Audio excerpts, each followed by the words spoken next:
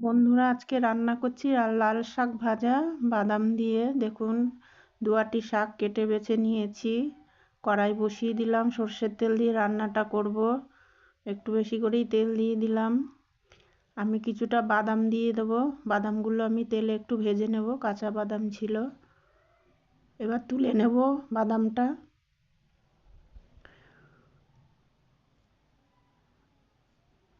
আর আমি শুকনো লঙ্কা আর একটু কালো জিরে ফোড়ন দিয়ে দিয়েছি, আর গোটা কয়েক রসুন থেতো করে রেখে দিয়েছি। রসুন থেতোটা এবার দিয়ে দেব। রসুন থেতো দিলে বেশ শাক ভাজা খেতে ভালো লাগে, গন্ধটাও সুন্দর হয়। এই যে রসুনটা আমার লাল লাল করে ভাজা হয়ে গেছে, এবার আমি শাকগুলো দিয়ে দিলাম। লাল শাকটা কিন্তু খুব ভালো, কাটতে কাটতেই লাল লাল ভাব বেরিয়ে গেছে। এক একটা শাক লাল হয় না, আর এই শাকটা কিন্তু খুব ভালো। লাল শাকের আরেকটা নাম আছে ঢুলের শাক, ঢুলার শাক বলে আমাদের মধ্যে। ছোট ছোট শাক হয়। ভালো করে নাড়িয়ে দিলাম।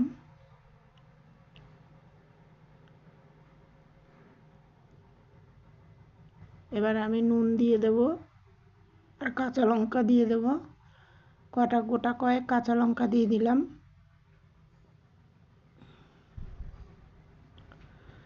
আর একটু নুন দিয়ে দিলাম, আর কিছু দেব না। আমি হলুদ দেব না শাকে। হলুদ দিলে কালারটা নষ্ট হয়ে যায়। যে লাল শাকের যে লাল কালারটা বেরিয়ে আসে, ওই হলুদ দিয়ে ঢেকে দিলে কিন্তু রঙটা ভালো থাকে না, কেমন যেন হয়ে যায়। তাই জন্য হলুদ আমি দিই না। সামান্য একটু জল দিয়ে দিলাম। আপনারাও হলুদ না দিয়ে বানিয়ে দেখবেন, দেখবেন শাকের কালারটা একদম একই রকম থাকবে আশা করি। এবারে অনেকক্ষণ সিদ্ধ করে নিলাম ঢাকা ছাড়াই।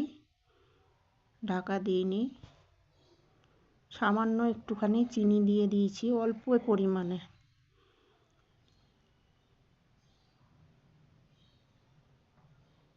আর একটুখানি ভেজে নেব।